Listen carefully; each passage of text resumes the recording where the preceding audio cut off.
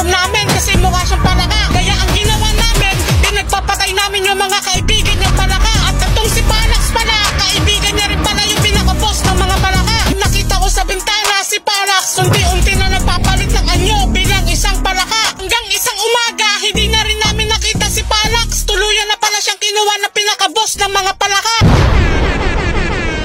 Kaya totoo lahat ng mga sinasabi ko sa inyo. Ganun ba, Tito? Nakakatakot naman talaga yung kwento tungkol sa batang palaka. Nandito na tayo. Kung manda ka, baka mamaya bigla na lang sila sumulpot yan sa likuran mo. Oops, ano yun? Nakakatakot ako, pre. Teka lang, Jason, tulungan mo ko. Hinihilan na rin nila ako, Tito. Gogi, tulungan mo naman ako. Wala kang kwenta. Ay, makatulog na muna. 1 hour Oy, later. bitawan niyo na ako. Saan niyo ko dadalhin? Pakawalan niyo na ako.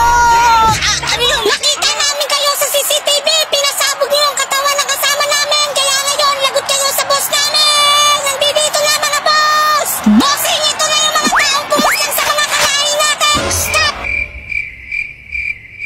Joe Marie!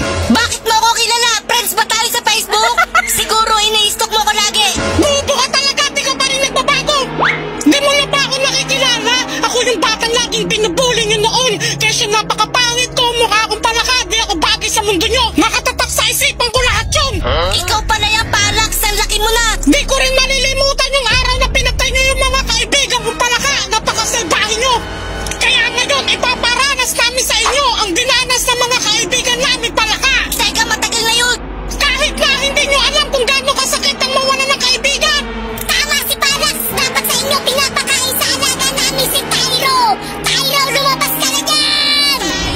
Tyro.